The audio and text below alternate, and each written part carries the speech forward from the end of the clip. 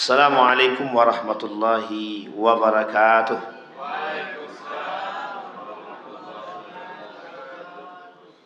Alhamdulillahi rabbil alamin. Alhamdulillahilladzi an'ama bi ni'matil iman wal islam bihima tatimmus salihat. Asyhadu an la ilaha illallah wahdahu la syarika lah wa asyhadu anna Muhammadan abduhu wa rasuluh la nabiyya ba'du. Allahumma salli wa sallim wa barik ala hadzal nabiyil karim. Allahumma salli ala Muhammad wa ala ali Muhammad fil alamin innaka Hamidum Majid. Ya ayuhan nasu taqu rabbakumul ladzi khalaqakum min nafsin wahidah wa khalaqa minha zawjaha wa batha minhuma rijalan katsiran wa nisaa wattaqullaha alladzi tasaaluna bihi wal arham innallaha kana 'alaikum raqiba.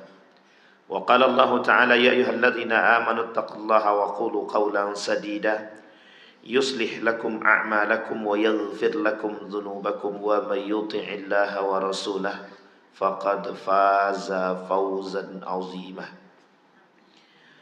Puji syukur kehadirat Allah atas limpahan rahmat dengan mengucapkan alhamdulillahirabbil alamin. Berselawat kepada Nabi dengan mengucapkan Allahumma salli ala Muhammad wa ala ali Muhammad fil alamin innaka Hamidum Majid. Mudah-mudahan di subuh hari ini Allah limpahkan rahmat dan karunia-Nya kepada kita semua.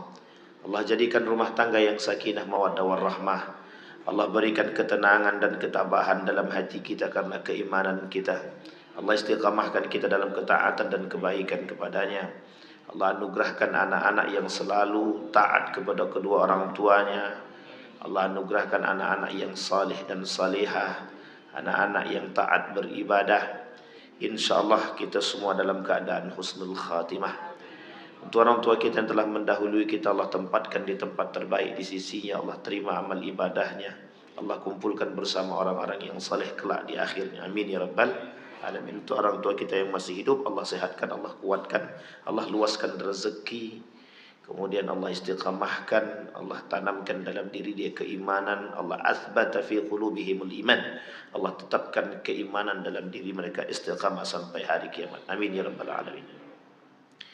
Baik Bapak Ibu sekalian yang berbahagia, kemarin kita masuk pada dosa yang keempat, dosa besar yang keempat, masih pada yang meninggalkan salat. Di halaman ke-18 ini ada pasal selanjutnya. Kemarin kita sudah bahas berbagai macam hal tentang orang-orang yang meninggalkan salat dan klasifikasinya. Ada yang sengaja meninggalkan salat, ada yang tidak sengaja meninggalkan salat. Jadi ada orang yang meninggalkan salat itu sengaja, ada yang tidak sengaja. Ada yang kemudian melalaikan salat. Ada yang kemudian lalai di situ, ada yang kemudian lalai karena perbuatan. Ada yang kedua, ada yang lalai memang bukan karena disengaja. Nah ini sudah kita sampaikan semua. Dan ada orang-orang yang mendapatkan ma'fu anhu dari Allah. Rufi'al qalam, ya kemarin kita sudah sampaikan. Sabiyu hatta yablugh. Kemudian orang yang tidur hatta yastaiqid. Kemudian orang yang tidak berakal sampai dia sadar. Orang-orang ini yang diberikan ampunan oleh Allah atau ma'fu anhu. Tertidur sampai dia terbangun, tidur dia sampai dia terbangun. Tidur dalam maksud adalah ketika dia tidur tapi kemudian tak sadar alarm sudah berbunyi dan lain sebagainya. Nah kondisi ini kemudian dimaklumi sampai dia terbangun. Ketika dia terbangun tidak boleh ada aktivitas yang lain kecuali dia melaksanakan salat. Ketika dia langsung salat barulah oleh para ulama dikatakan terhitung masuk dalam pada hitungan salat. Kalau tidak, bangun dia di jam 8 dia masih beraktivitas yang lain baru kemudian dia sholat, maka itu tak terhitung, itu ghaflah. Dia sudah melalaikan sholat dan bahkan masuk dalam kategori meninggalkan sholat.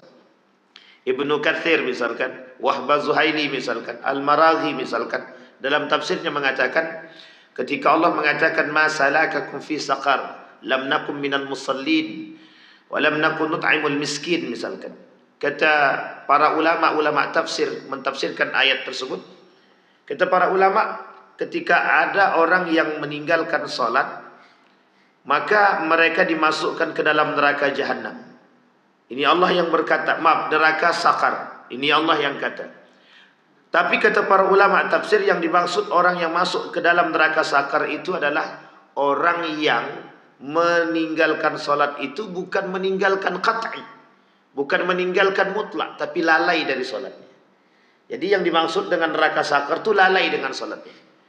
Tapi justru orang-orang yang meninggalkan solat yang betul-betul meninggalkan solat secara mutlak, dia tak solat begitu. Bahkan solat subuh tidak, solat zuhur tidak, solat asar tidak, solat maghrib tidak, solat isya tidak.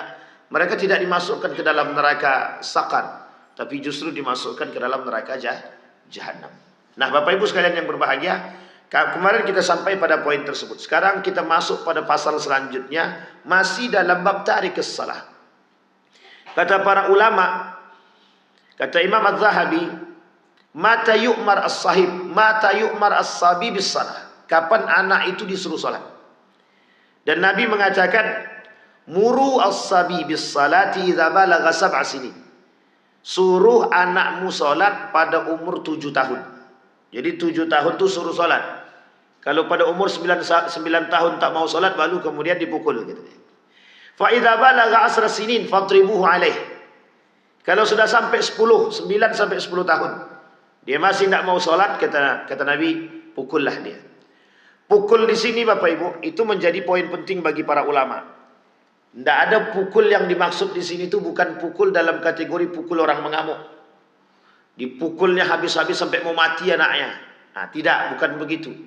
Pukul untuk memberikan efek peringatan kepada anak. Dan bukan pukul kebencian. Nah, ini yang menjadi persoalan kita. Artinya memukul anak bukan karena kebencian.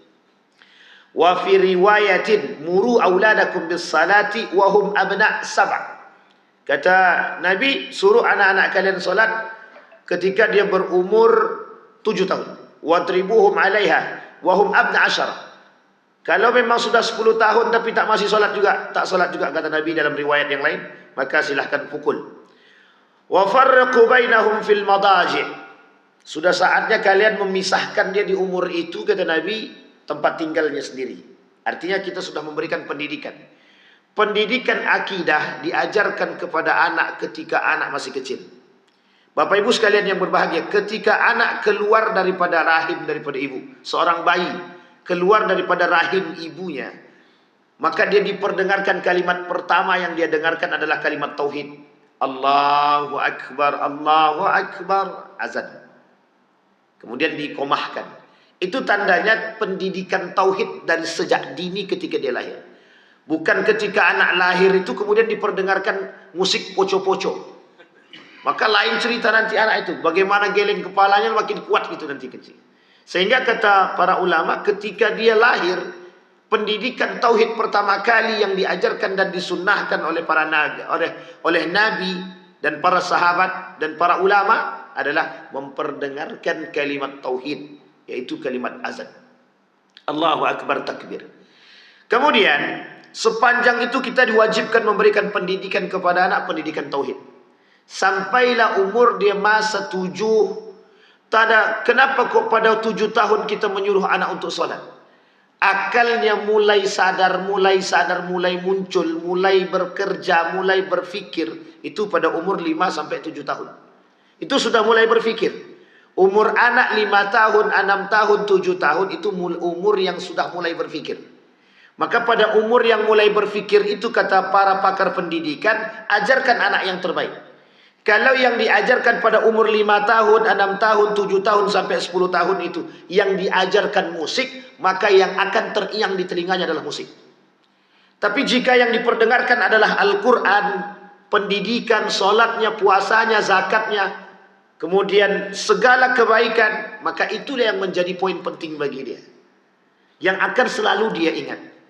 Bapak Ibu sekalian yang berbahagia, di dalam dunia pendidikan itu fasenya ada namanya daurut tufulah, daurus sabi, daurut tufulah, daurul walad, kemudian ada daurus suyukhah.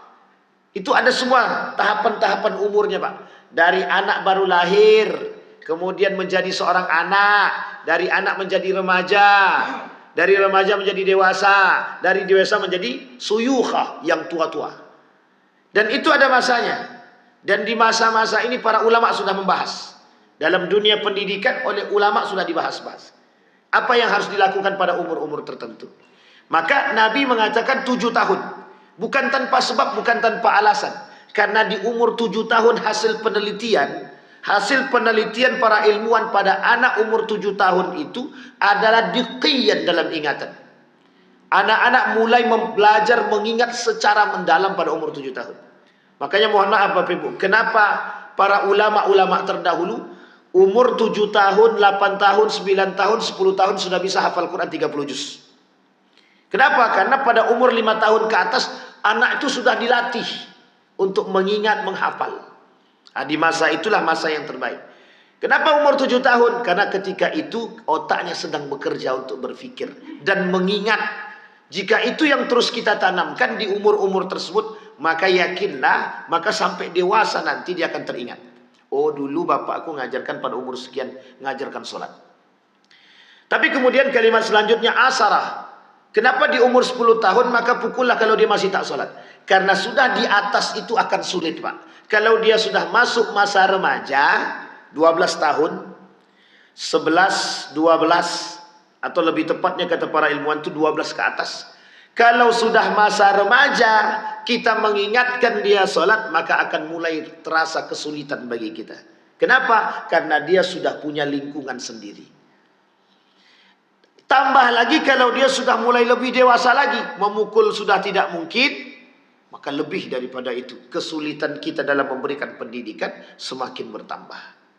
Maka di atas umur 25 tahun atau 20 tahun, 22 tahun ke atas, itu sudah kesulitan kalau nyuruh anak sholat. Sudah sulit. Makanya mohon maaf Bapak Ibu, kalau sekarang ada anak-anak tak sholat, orang tuanya susahnya minta ampun suruh sholat. Itu mungkin karena itu tadi. Karena dari kecil dia tidak dilatih untuk sholat. Yang kedua, karena faktor lingkungan. Kata Imam Al-Ghazali, lingkungan itu membangun. Sedangkan orang yang sudah terbiasa sholat, dihadapkan dengan lingkungan yang tidak pernah sholat, maka yakinlah anak itu tidak akan sholat dia. Kenapa? Lingkungan itu berat Pak. Pengaruh lingkungan berat. Makanya dikatakan remaja itu masa pertama kali mereka punya wadah dan lingkungan. Ketika dia berumur 12 tahun, dia masuk ke sholat, mohon maaf SMP misalkan. Dan di situ dia sudah punya lingkungan sendiri. Dia sudah punya kawan-kawan dia sendiri. Dia akan melihat dengan kacamata dia. Loh, kok anak-anak yang lain tidak ada dipaksa orang tuanya untuk sholat? Kok aku dipaksa? Sehingga di sini dia berpikir. Akhirnya apa? Mohon maaf, terpengaruh dengan kawan-kawannya tak sholat. Akhirnya tak sholat dia. Kawanku je tak sholat. Akhirnya mereka terpengaruh. Semakin lama kita memberikan lingkungan itu kepada mereka, maka semakin lama pula mereka akan terpengaruh dengan lingkungan tersebut. Bukan berarti kita menyalahkan lingkungan. Karena lingkungan tidak bisa disalahkan, memang kondisinya begitu. Yang disalahkan siapa? Orang tuanya. Yang salah memilih lingkungan. Di umur 12 tahun ke atas. Makanya kata Nabi pada umur 10 kalau dia tak sholat, pukullah. Karena masih ada masa untuk memberikan peringatan. Kalau sudah sampai 12 tahun ke atas, kita sudah peringatkan, sulit. Apalagi kalau sudah 20 tahun, 22 tahun ke atas atau 20 tahun ke atas. Makin sulit bagi kita. Ditambah, mohon maaf, dia sudah kuliah, lingkungannya sudah berbeda. Sudah berbeda lagi Bapak Ibu.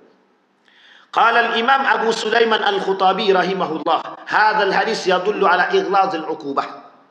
Apa kata beliau, kata Imam Sulaiman Al-Khutabi, hadis ini itu dalil atas ighlazul uqubati lahu idza balagha tarikan laha.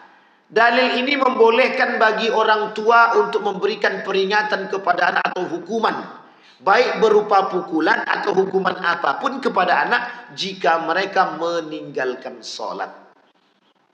Sampai di sini bisa dipahami Bapak Ibu? Wa kana ba'du ashabil Imam Syafi'i rahimahullahu taala yahtajju bihi fi wujubi qitlati idza tarakaha muta'ammidan ba'dal bulugh. Kata para ulama dari kalangan Imam Syafi'i atau sahabat Imam Syafi'i mengatakan begini. Mereka menentang di sini berargumentasi bahwa sebenarnya ukubah tadi boleh diberikan kepada anak jika balagal wujub. kalau mereka sudah balik dan sudah sampai masa kewajiban kepada mereka. Jadi kalau tak sampai kewajiban kepada mereka, tidak usah, tidak ada masalah.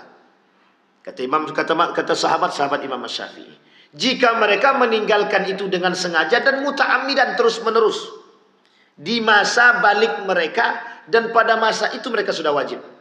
Fayaqul idza istahaqqa ad-darba wa huwa ghairu balighin. Kemudian fayadullu ala annahu yustahaqqu ba'da al-bulugh min al-uqubati ma huwa ablaq min ad-darbi wa laysa ba'da ad-darbi syai' ashaddu min al-qatl.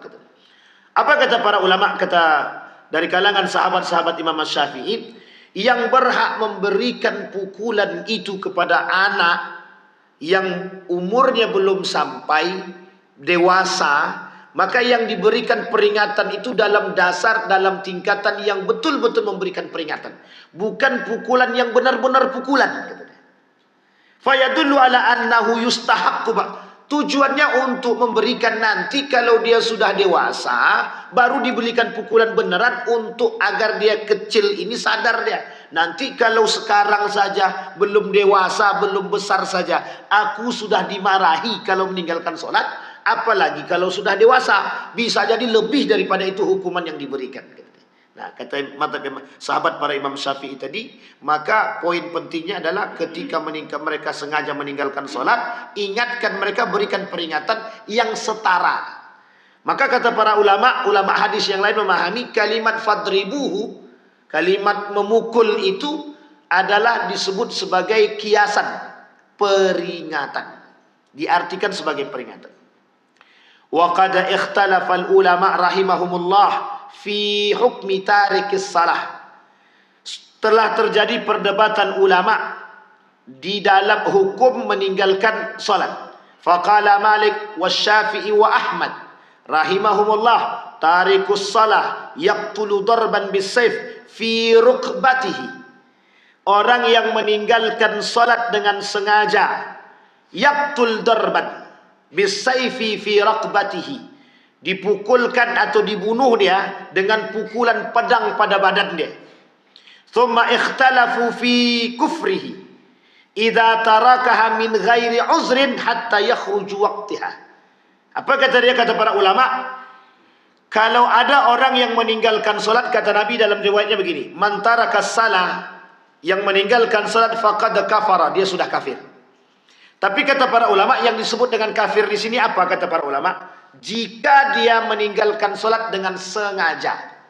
Tapi kalau dia ada uzur atau keluar daripada waktunya dan dia masih sholat, maka tidak dikatakan kufur, kata para ulama. Sebagian ulama yang mengatakan demikian, ada madhabnya Imam Malik wa Syafi'i wa Ahmad. Faqala Ibrahim an-Nakhai wa Ayyub as-Sakhtayani wa Abdullah bin al-Mubarak wa Ahmad bin Hanbal wa Ishaq, huwa kafir.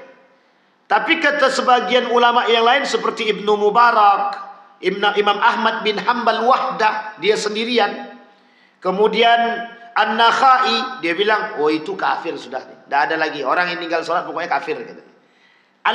Dalilnya mana? Kembali kepada hadis Nabi. Apa kata Nabi? Man taraka salah faqad kafara, yang meninggalkan sholat kafir sudah. Wa istabdalu biqauli Nabi sallallahu alaihi wasallam, al-ahd alladhi bainana wa baina al-kufr as-salah. Perbedaan kita dengan orang kafir, kata Nabi, as-salah. Ini menjadi dalil bagi para ulama yang mengatakan bahwa yang sengaja meninggalkan sholat kafir. Mau sengaja dia, mau lalai dia. Lalai artinya keluar daripada waktunya.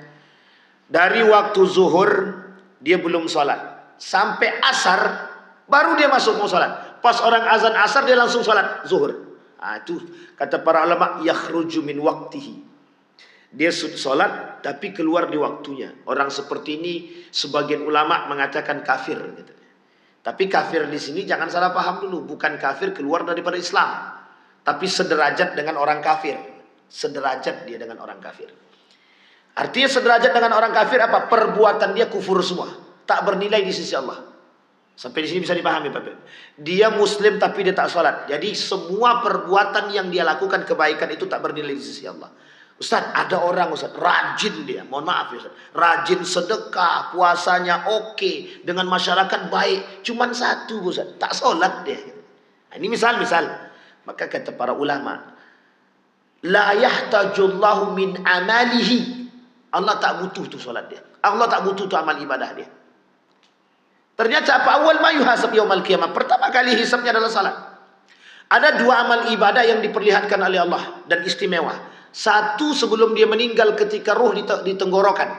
Ketika orang meninggal, ruhnya sebelum ruhnya keluar daripada badannya sampai di tenggorokan ini, itu ibadah yang ditengokkan kepada dia adalah ibadah sedekah pertama kali.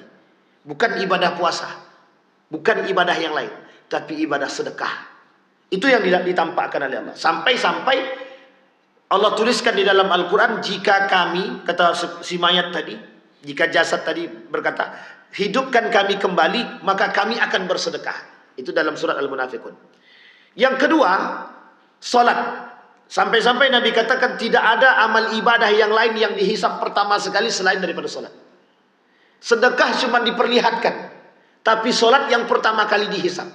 Makanya apa kalau solatnya, mohon maaf ya, ini bahasa yang kita anggap pendukung.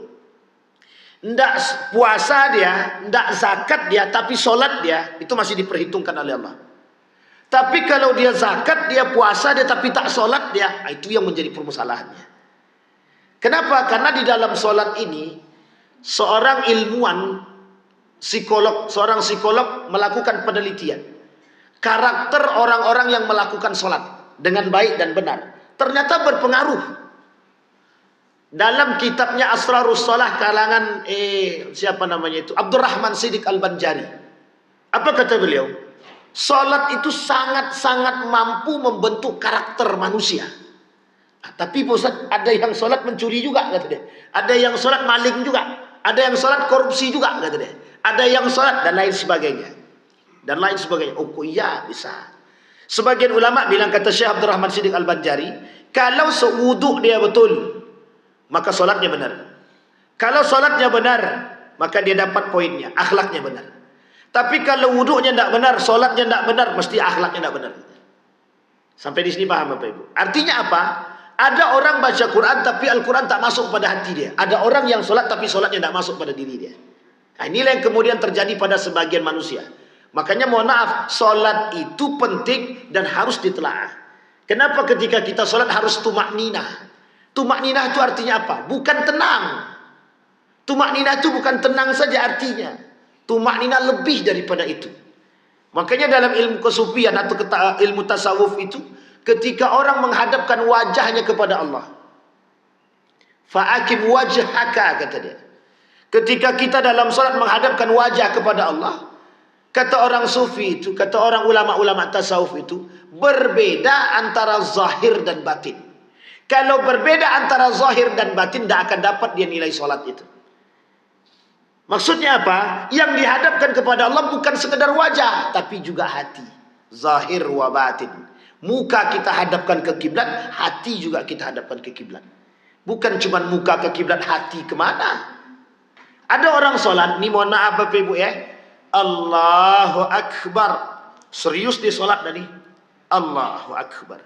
Memang wajah dia menghadap ke kiblat, hati dia menghadap ke harta itu. Tadi motorku tinggal di luar, tadi dah dikunci belum ya, katanya. Goyang imannya langsung. Dalam solat dia ingat motornya belum dikunci, belum digembok. Sehingga mohon maaf, apa yang terjadi pada diri dia? Tidak ada kekhusyuan dalam solat itu. Tidak ada khusyuknya dalam solat. Takutlah motornya hilang. Setelah selesai solat, Assalamualaikum warahmatullahi wabarakatuh, langsung dia kabur ke parkiran. Alhamdulillah motorku aman, gitu. Baru dia tenang. Maka Bapak Ibu, sebagian ulama bilang begini, kalau pengen mencari barang yang hilang, bawalah solat, gitu. Dia ada dua tempat terbaik untuk mencari barang yang hilang. Satu tempat dalam solat, yang kedua dalam kamar mandi, gitu. Ketika sedang buang hajat, maka itu keluar semua ide-ide cemerlang itu. Nah, coba bayangkan. Dan itu disampaikan, benar itu disampaikan. Dua tempat itu. Karena dalam solat itu setan itu berkeliaran. Jangan dikira dalam masjid itu tidak ada setan. Makanya kalimatnya dalam hadis Nabi, sawwu sufufakum, rapatkan sop kalian, jangan sampai ada celah. Karena al-khilalu baina sufufi syayatin, di antara saf-saf yang kosong itu, yang ngisi, meskipun kosongnya cuma sedikit, itu yang ngisi setan. Yang mengisi di antara saf-saf yang kosong itu setan. Jadi setan tuh bisikkan aja di samping. Masih ingat enggak kalau duit kita ditaruh di atas kulkas, nanti diambil sama anak, hilang. Terpengaruh, Pak. Maka kembali kepada poin tadi, Bapak Ibu sekalian yang berbahagia, salat itu butuh ketenangan. Maka dalam salat itu, Bapak Ibu, coba Bapak Ibu perhatikan bacaan salat itu. Di mana letak doa? Di mana letak doa? Dalam gerakan salat di mana letak doa? Cuman satu, Pak. Sisanya itu bertasbih dan memuji Allah semua. Semuanya memuji Allah. Kecuali satu saja yang isinya doa. Yang lainnya semuanya memuji Allah. Mulai dari Al-Fatihahnya, mulai dari kita berdiri, mulai dari Sami Allahu liman hamidahnya, rukuknya, i'tidalnya, semuanya Pak, di situ kita memuji Allah. Tidak berdoa. Kita cuma memuji Allah saja. Artinya apa? Ya Allah, Engkau baik sekali. Tiada Tuhan selainmu, segala puji bagi dirimu. Semua itu yang kita sampaikan. Sepanjang sholat itu cuma itu yang kita sampaikan. Kecuali ada satu tempat yang kita berdoa kepada Allah. Kapan? Duduk. Ketika itu saja kita berdoa kepada Allah. Sisanya tidak kita bertasbih. Apa maksudnya? Artinya kita sedang berkomunikasi dengan Allah. Sedang berkomunikasi dengan Allah. Ya Allah. Sama seperti seorang anak minta duit ke bapaknya. Bapak ni baik kali Pak. Kalau minta langsung ditolak sama bapaknya. Tapi dipuji dulu. Setelah dipuji, diangkat dulu bapak dia. Mudah mengeluarkan duit tu Pak. Tapi kalau seandainya sudah langsung ditembak begitu saja, sudah kelakuan dia tak baik, tiba-tiba datang masuk minta duit langsung, tak dikasih bapaknya. Sampai sini paham Bapak Ibu? Pujian kepada Allah. Nah, pasal selanjutnya Bapak Ibu, tadi sudah kita sampaikan yang mengatakan kafir dan tidak kafir. Sebagian para ulama mengatakan orang yang meninggalkan salat bila uzrin itu tidak kafir, tapi sebagian lagi mengatakan yang meninggalkan bila uzrin itu kafir. Artinya Bapak Ibu, ada orang yang meninggalkan salat dengan sengaja, oleh para ulama sebagian besar mengatakan kafir. Kafir di sini dia kufur. Kufur di sini adalah ibadah dia setingkat dengan orang kafir. Artinya tidak bermanfaat amal ibadahnya di sisi Allah jika dia meninggalkan salat. Kemudian pasal selanjutnya, wa qad warada fil hadis inna man hafaza ala salawatil maktuba akramahu Allah taala ala bi khamsi karamatin. Nah, ini Bapak Ibu. Penting. Kata Imam Syamsuddin Az-Zahabi, orang yang menjaga salatnya, inna man hafaza, barang siapa yang menjaga salawatnya yang 5 yang wajib, akramahu Allah taala bi khamsi, dengan 5 karamat kemuliaan. Allah muliakan dengan 5 kemuliaan. Nah, ini boleh dipahami baik-baik Bapak Ibu. Ini salah satu motivasi agar kita tidak meninggalkan salat. Yang pertama kata beliau, yarfa' anhu dhaikal 'aishi wa 'adzabal qabr. Dan yang kedua, yang pertama tadi yarfa' anhu dhaikal 'aish. Di dalam hadis yang lain Nabi bilang begini. Qala Nabi sallallahu alaihi wasallam wa qala Allah taala, ya bani Adam, la takhafanna min dhiqi rizqin, fa inna khazaini mulanatun, fa inna khazaini la yanfaqu da'aban. Kata para ulama, kata Nabi begini, hei anak Bani Adam, jangan pernah takut akan kehilangan rezeki dengan atau rezeki yang sedikit. Sesungguhnya pembendaharaanku besar, kata Allah. Artinya Allah bisa memberikan apapun yang dia inginkan. Tapi kuncinya apa? Wattaqullaha haitsuma kunta. Bertakwalah engkau dimanapun engkau berada. Tapi ada kalimat yang lain dalam riwayat yang lain, dalam surat yang lain kata Allah dalam Al-Quran. Min haitsula. Orang yang bertakwa kepada Allah akan Allah kasih rezeki min haitsula wa yarzuquhu min haitsu la yahtasib. Nah, ini penting untuk dipahami, Pak. Kalau orang itu betul-betul datang kepada Allah dan solatnya benar-benar solat dan datang betul-betul pasrah kepada Allah, setelah dia solat dia berdoa kepada Allah, tidak mungkin tidak dikabulkan oleh Allah, itu tak mungkin. Sangat tidak mungkin. Saya orang yang 100% meyakini bahwa Allah pasti akan mengabulkan doanya. Itu dah pasti, Pak. Kenapa pasti? Saya yakin dengan ayat Al-Quran. Tapi kalau kita tak yakin dengan doa kita, dan kita tak yakin kepada Allah, maka kita tidak meyakini ayat Al-Quran. Sampai di sini paham Bapak Ibu? Maka kata Allah, yarfa'anhu daikil ash. Orang yang rajin solatnya, dia jaga solat 5 waktunya, Allah jaga rezekinya. Allah jaga rumah tangga dia. Allah berkahi rezekinya. Allah lapangkan dan luaskan. Dan Allah angkat kesempitan daripada kehidupan dia. Nah, sekarang Bapak Ibu perhatikan. Allah itu memberi rezeki bukan hanya duit. Ingat ya. Allah memberi rezeki bukan hanya Ini jangan salah paham dalam benak kita, karena kita nih, kata Nabi dalam hadisnya begini. Kelak di akhir zaman itu kata Nabi begini. Abdad dinar wa abdad dirham. Kelak di hari kiamat itu ada penyembah dinar, ada penyembah dirham gitu. Maksudnya apa itu penyembah duit? Jadi ada orang-orang yang mempertuhankan duit di akhir zaman, kata Nabi. Nah, yang dimaksud dengan mempertuhankan duit tadi apa? Orang yang dalam otaknya kalau ndak duit, kalau ndak duit itu ndak hidup tuh namanya. Sampai dia berani mengatakan begini. Kami bekerja ini demi anak istri, untuk menafkahi anak istri. Betul, itu tak salah.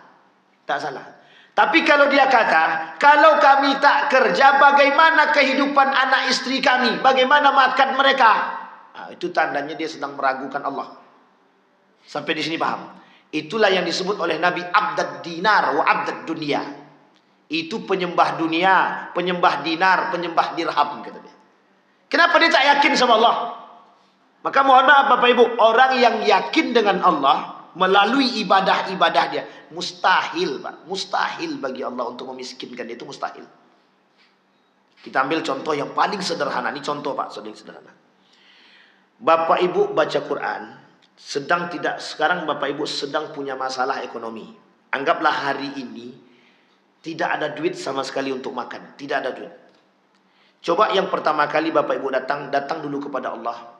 Setelah datang kepada Allah atau sholat 2 rakaat, baca Quran. Setelah baca Quran dengan penuh keikhlasan itu baca Qurannya. Habis itu doa kepada Allah.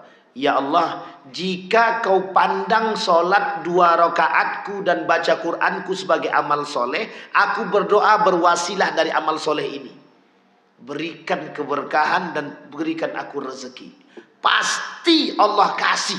Itu pasti Pak. Kenapa begitu? Allah tak pernah melepaskan hambanya, mau sempit ataupun lapang Pak. Sekarang pertanyaannya, uang baca Quran saja, setelah baca Quran dia berdoa Allah kabulkan, masa setelah sholat tidak Allah kabulkan? Itu tidak masuk akal itu. Bagi Allah tak masuk akal. Bagi orang beriman sangat tidak masuk akal. Kecuali orang kafir, memang mereka tak sholat. Atau orang munafik. Orang munafik dan orang kafir sama tingkatannya. Nanti kita lihat. Ada dalam pembahasan. Sama tingkatannya. Kenapa? Mereka tak percaya kepada Tuhan. Mereka tak percaya bahwa sholat itu bisa memberikan rezeki. Sekarang saya tanya Bapak Ibu. Yang memberikan rezeki itu kerja atau Allah? Itu dia. Artinya apa?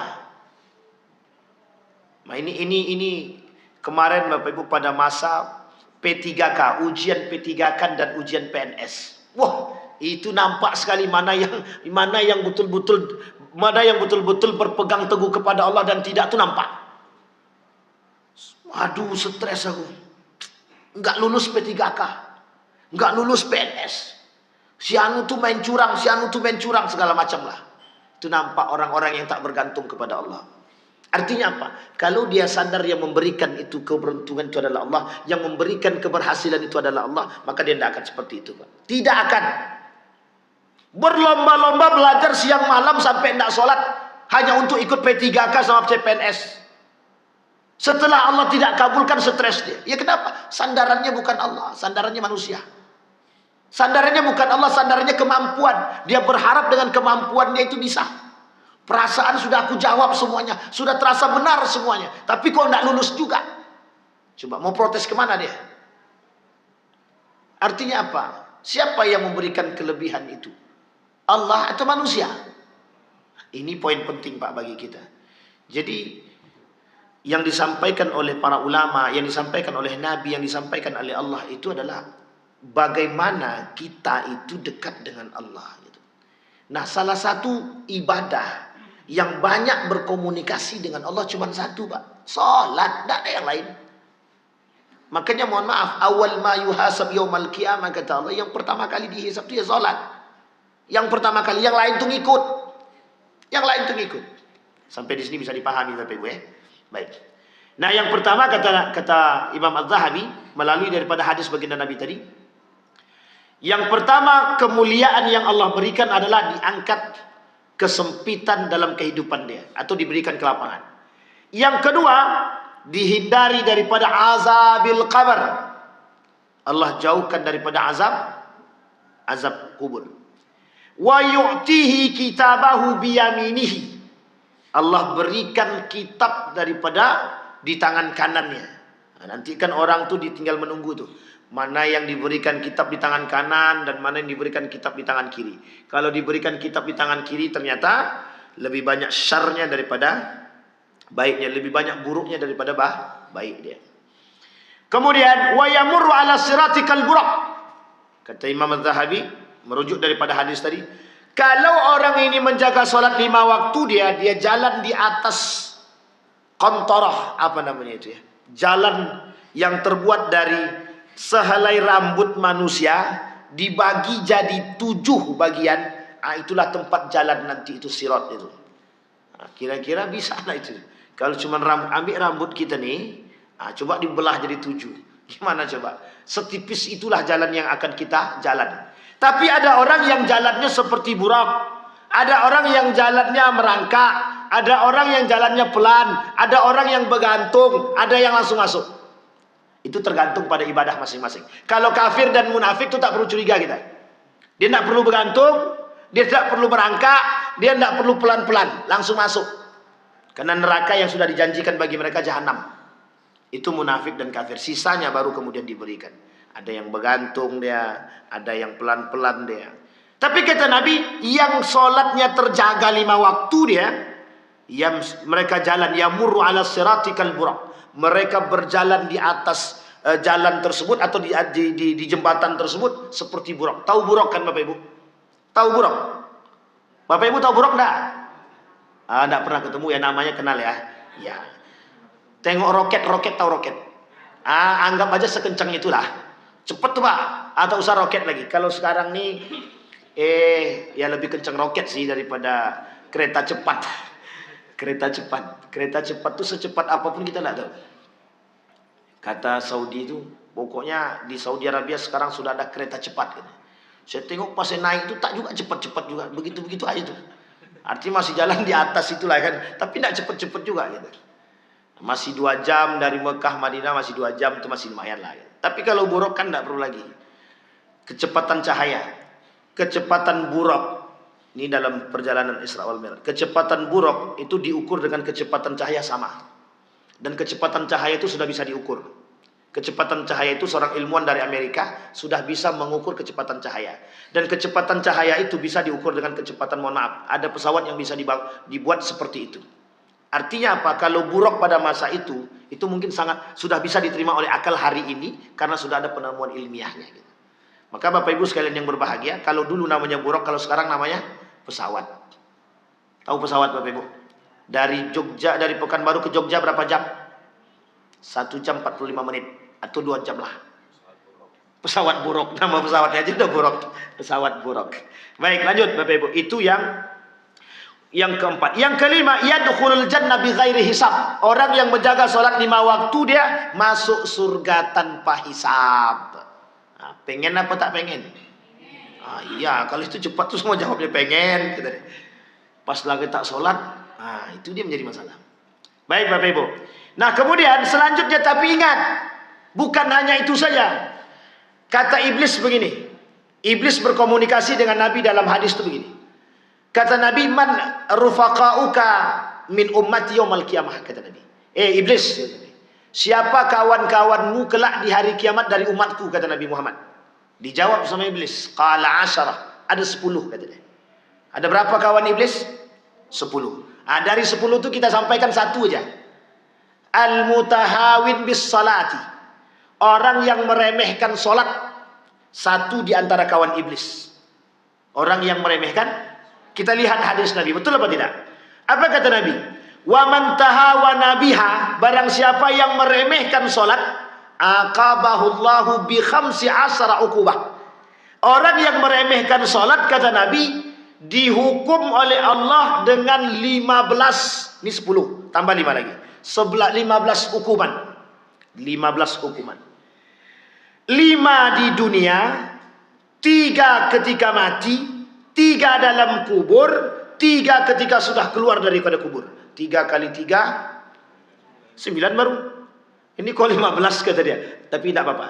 5 di dunia, 3 ketika mati, 3 di dalam kubur, 3 inda khuruji minal kubur. Kemudian baru berapa itu?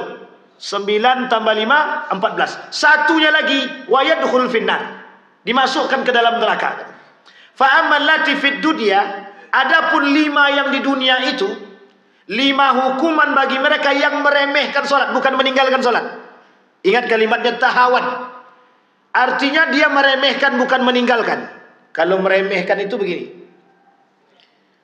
Solat dia, tapi tunggu waktu. Ntar dulu lah. Jadi orang yang meremehkan solat ini maknanya banyak. Meninggalkan solat, meremehkan solat. Tidak yakin dengan solat bahwa solat itu bisa memberikan keberkahan. Tak yakin, itu meremehkan solat. Melalaikan solat sampai akhir waktu, sama, dia meremehkan solat. Kemudian dia katakan bahwa solat itu bukanlah satu-satunya amal terbaik, merendahkan solat. Sampai di sini paham? Ini wujud peremehan terhadap solat. Sehingga mohon maaf ketika dia membandingkan antara solat dengan dunia, termasuk dengan peremehan solat. Membandingkan itu bagaimana? Ketika azan berkumandang, masih ada pelanggan di warung. Kira-kira mau meninggalkan meninggalkan warung, situ ada duit masuk atau piti masuk, atau atau melalaikan sholat. Lalaikan dulu lah Ustaz, biarkan dulu selesai, kan masih azan.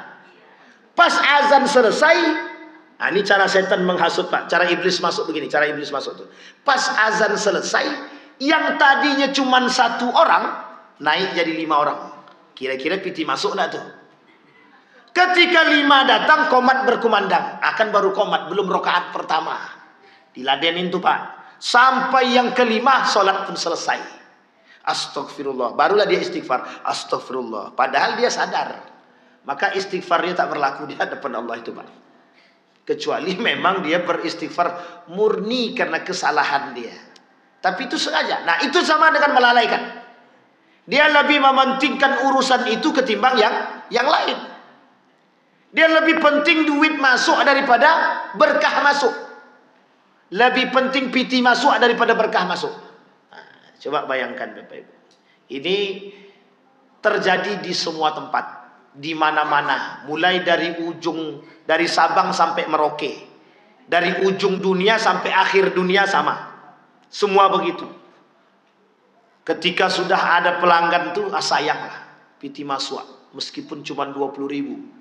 Untungnya cuma 20.000. Berarti kita sedang membandingkan 20.000 dengan sholat. Artinya apa? Kita menghargai sholat itu cuma 20.000. Paling tinggi keuntungan kita 200.000. 1 orang. Paling tinggi dari 5 orang itu kita dapat 1 juta. Berarti kita mengukur sholat itu sebanding dengan 1 juta. Kata Allah, kok rendah sekali kalian hargai aku, gitu dia. Jadi jangan salah kalau Allah berkata begitu kepada hambanya. Kok rendah sekali kalian hargai diriku, gitu. Makanya Bapak Ibu, uniknya yang bagus itu yang kemarin itu yang keluar di televisi. Yang korupsi 327 triliun itu. Apa kata dia? Korupsi jangan tanggung-tanggung. Jadi sekali korupsi 327 triliun. Itu kan mantap tuh. Dapat penjara cuma 6 tahun. Potong 100 juta, 100 juta, 100 juta, 600 baru habis. Masih sisa triliunan lagi kan. Itu maksudnya sama tuh Pak. Artinya apa? Kok kalau mau berbuat dosa sekalian, Jangan tanggung-tanggung. Kalau mau mengukur sholat itu jangan tanggung-tanggung, cuma 1 juta. Harus diukur dengan sebanyak mungkin. Tapi pertanyaannya, bisakah sholat itu diukur dengan dunia? Bisa. Bahkan cuma sholat apa namanya? Sholat isyraq. Bukan sholat 5 waktu, sholat isyraq. Lebih baik daripada seisi dunia. Coba bayangkan. Pertanyaannya kembali kepada kita. Sholat isyraq saja kita dapat seisi dunia. Gimana kalau sholat 5 waktu? Apa yang kita dapat? Pertanyaannya, mungkin tidak bagi Allah menolak doa kita? Tidak mungkin, Pak. Sangat tidak mungkin. Kecuali yang kita minta tuh, ya Allah, tolong kau hancurkan rumah si Anu tuh ya Allah, habis sholat. Dia doa begitu. Aku pokoknya benci sama si Anu tuh ya Allah, hancurkan rumah dia. Nah, itu jelas Allah tolak tuh. Tapi kalau terzolimi secara mutlak bisa jadi. Nah, baik, kembali kepada poin tadi. Kata Allah, kata Nabi, 5 di dunia yang akan ditampakkan di dunia, 5.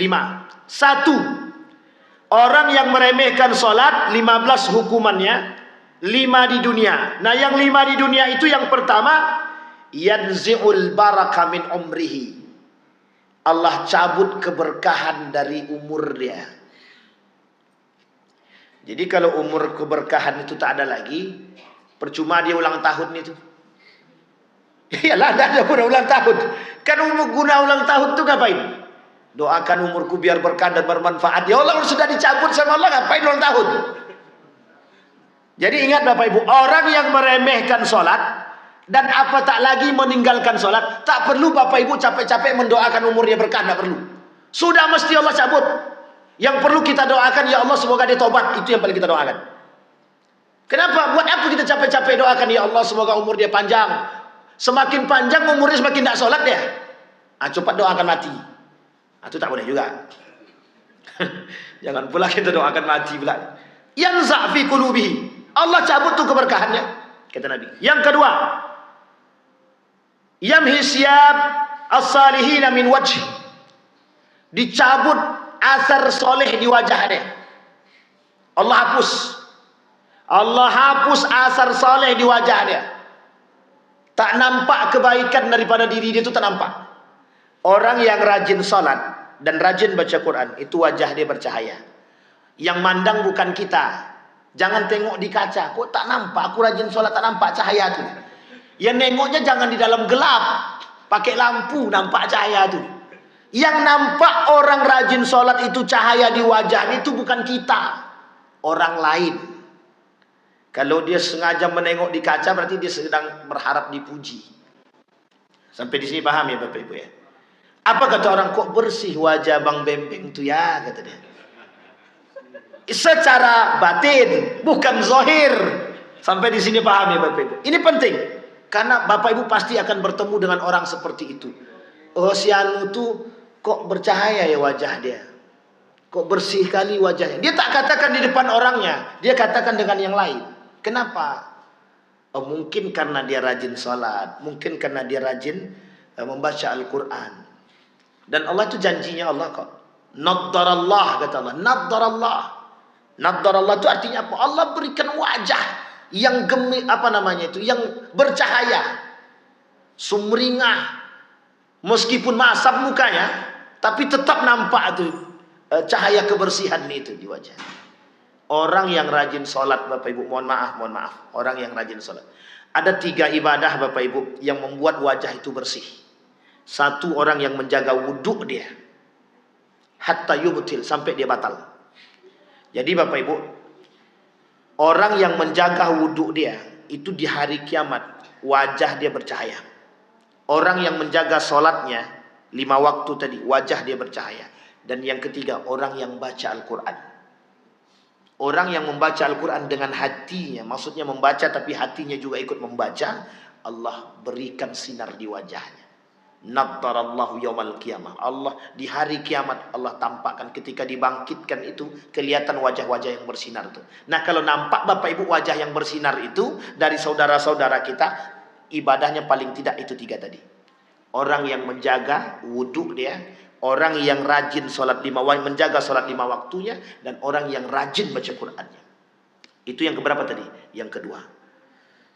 Jadi wajah dia kalau dia tinggalkan sholat itu tidak nampak, tidak bersinar, tidak berseri. Tidak ada wajah-wajah orang soleh itu tak nampak.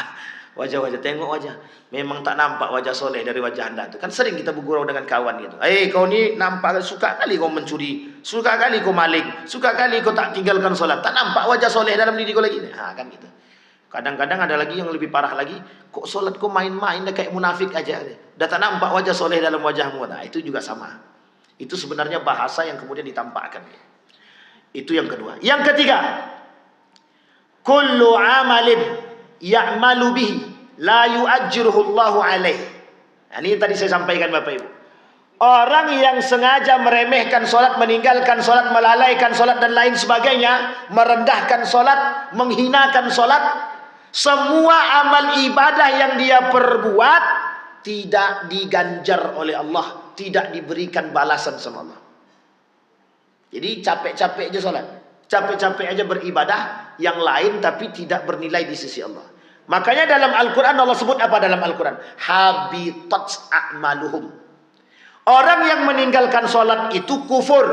Orang kufur itu apapun ibadah yang dia buat, mau sedekahnya, mau berbuat baiknya dengan manusia, tidak Allah nilai sama sekali.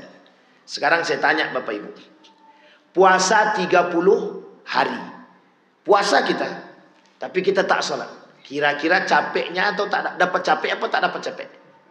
Dapat capeknya doang Bapak Ibu, tidak dapat apa-apa dari Allah, cuman capek. Oh ada Ustaz, ada yang kami dapat THR. Itu pun kalau ada yang mau kasih. Kalau tak ada yang kasih. Sampai di sini paham ya Bapak Ibu ya? Baik. Jadi jangan salah, orang yang meninggalkan sholat itu bukan main-main. Bukan main-main. Saya ambil satu ayat dalam Al-Quran. Kata Allah dalam Al-Quran itu, orang yang melaksanakan sholat itu bisa mencegah perbuatan keji dengan mungkar. Itu bukan main-main, beneran itu. Bukan main-main, beneran. Kata Abdurrahman Siddiq Al-Banjari, kalau lisan dia berzikir, bertasbih kepada Allah dalam sholatnya, malu dia nak mencaci maki orang, itu malu. Sampai sini paham Bapak Ibu ya? Orang yang rajin sholat ditambah oleh Allah rasa malu dia. Yang rajin sholat tapi ditambah oleh Allah rasa malu dia dalam diri dia itu. Sehingga nak mencaci, nak memaki itu malu Pak. Apalagi mencuri, apalagi korupsi, apalagi dan lain sebagainya, mau main curang segala macam. Apa yang mau dimainkan? Rasa malu sudah tertanam, lebih tinggi rasa malu dia. Itu yang kemudian tertanam dalam diri orang-orang yang mohon maaf menjaga sholatnya. Nah inilah keberkahan yang hilang kalau kita meninggalkan sholat. Yang keempat, la yarfa' lahu du'a ila sama'. Tidak sampai doanya sama Allah. Ya Allah, dia tak sholat, tapi dia berdoa kepada Allah. Sebagian ulama berkata, dia bertobat terlebih dahulu kepada Allah, barulah kemudian Allah terima amal ibadah dia. Kalau tidak Allah terima. Jadi orang yang sudah meninggalkan sholat.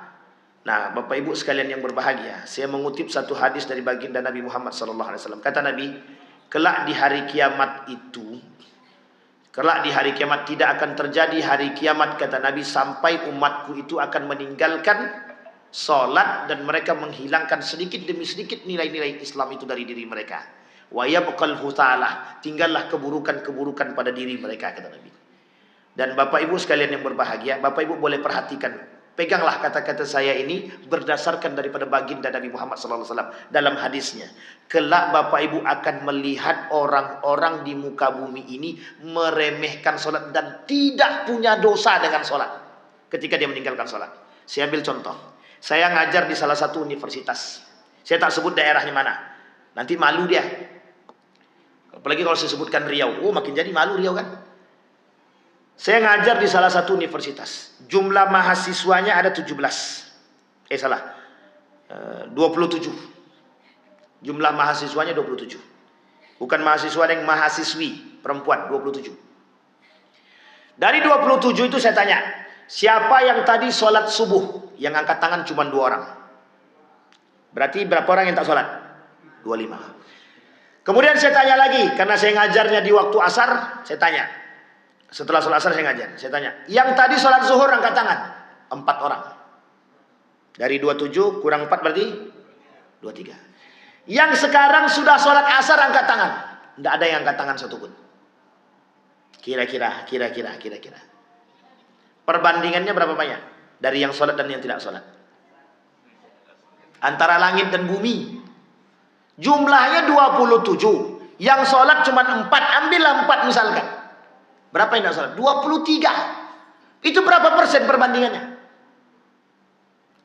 Paling 2%. Coba bayangkan. Dari jumlah itu. Baru satu kelas.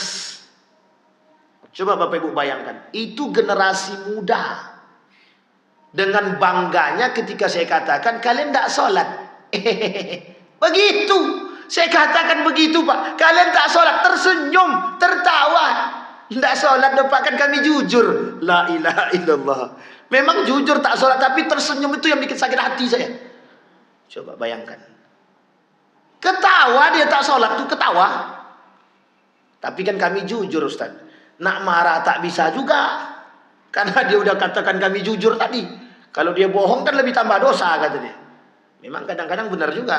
Nah, tapi bayangkan Bapak Ibu. Maksud saya adalah betapa rusaknya generasi kita hari ini. Anak muda berani meninggalkan sholat dan tanpa dosa. Itu baru masa Pak. Antara bapak-bapak ini dengan anak muda yang tadi saya sampaikan, paling jauh 30 tahun. Paling sedikit 20 tahun. Artinya apa? Yang harus kita pikirkan 20 tahun yang akan datang. Sekarang saja yang anak-anak muda sekarang yang jaraknya 15 tahun, 20 tahun dari bapak-bapak kita sekarang sudah berani meninggalkan sholat dan tidak punya dosa meninggalkan sholat. Pertanyaannya, bagaimana dengan 20 tahun yang akan datang? Kira-kira mereka meninggalkan sholat itu dengan sengaja atau memang tidak ada lagi kewajiban sholat? Kira-kira bagaimana? Hilang Pak, hilang kewajiban sholat dari anak-anak kita, hilang. Kenapa begitu? Karena regenerasinya kurang baik. Dari generasi-generasi kita nampak ketidakbaikan. Nabi kata begitu saja sederhana, kata Nabi. Kebaikan dari diri seseorang itu akan hilang ketika di hari kiamat. Sedikit demi sedikit Allah cabut. Benar Pak? Buktinya apa? Itulah yang kita lihat. Saya membuktikan sendiri, mahasiswa tersenyum dan tertawa ketika sengaja meninggalkan sholat dan tidak sholat. Itu baru satu Pak. Saya lakukan ujian yang kedua. Apa yang saya tanya? Yang kedua itu. Saya tanyakan pertanyaan kedua. Siapa yang bangun daripada tidur subuh tadi, tidur malam, bangun subuh langsung baca Quran? Dari sekian banyak, satu orang cuma. Satu orang. Alhamdulillah, dari 27 ada satu orang. Kemudian pertanyaan selanjutnya saya tanya, dari sebanyak kalian ini yang bangun tidur langsung pegang HP sama? Semua angkat tangan. Coba bayangkan. Dosennya yang salah. Iya betul. Memang saya yang salah tuh Pak. Memang saya apilah kalau itu saya salah tuh. Karena saya tak serumah dengan mereka itu kan Pak. Astagfirullah. Benar Pak. Itu betul. Benar. Yang salah memang dosennya. Yang dosennya yang kedua, yang ketiga, yang pertama orang tuanya kan Pak. Pertanyaannya adalah, saya tanya pertanyaan ke selanjutnya. Orang tua kalian tak bangunkan? Apa kata mereka? Bangunkan. Kadang sekali doang, kadang tak dibangunkan. Ada yang dibangunkan, ada yang tidak. Gitu. Nah, jangan boro-boro siram, bangunkan. Nah, bangun sholat nak selesai. Gimana mau disiram pakai air? Kalau perlu diinjak Pak. Kau ini tak sholat, besok jangan kau coba-coba minta pertanggung jawab sama Tuhan ya. Coba bayangkan. Tapi kan mana ada orang tua yang mau melihat anaknya masuk ke dalam neraka. Janji Allah itu terbukti. Di dalam Al-Quran Allah kata kelak akan al-hikna bis salihin. Kami kumpulkan tuh. Keluarga-keluarga yang soleh itu kami kumpulkan. Anak, bapak, istri semua dikumpulkan jadi satu. Lah satu orang nggak ada. Si Anu tuh mana? Ya Allah anakku nggak ada. Kata Allah, dah kau suruh sholat belum? Belum. Ah, masuk kau sekali kata dia. Ah, akhirnya masuk sekali bapaknya. Bapaknya pun masuk neraka sekali. Nah, itu yang menjadi masalah Bapak Ibu. Jadi Bapak Ibu sekalian yang berbahagia, keprihatinan kita hari ini adalah, saya sengaja itu Bapak Ibu melakukan ujian itu terhadap mahasiswa itu. Saya pengen tahu seberapa besar perkataan Nabi itu terbukti. Ternyata memang betul-betul terbukti itu. Memang betul-betul terbukti. Tidak ada dosa dalam diri mereka ketika meninggalkan sholat. Apalagi zakat, puasa, dan baca Quran. Yang sholat begitu wajib saja mereka berani tinggalkan begitu. Apalagi baca Quran. Makanya saya katakan sama Bapak Ibu, adakah yang baca Quran bangun tidur ada yang baca Quran? Enggak ada satupun. Boro-boro setelah itu Bapak Ibu. Sepanjang dari setelah bangun subuh sampai asar itu, HP itu tak ada gunanya selain daripada tak TikTok saja. Tidak ada yang lain. Nah, coba pengaruh daripada dunia ini terhadap generasi kita. Tapi kan itu sunatullah, betul. Tapi kan kita tidak pengen anak kita masuk. Jadi kita jaga generasi. Meskipun itu sunnatullah, tapi kita masih punya kesempatan untuk memberikan pendidikan kepada mereka dan menjaga mereka. Keprihatinan kita hari ini adalah anak-anak muda hari ini, mereka tidak lagi merasa bersalah ketika mereka melakukan dosa.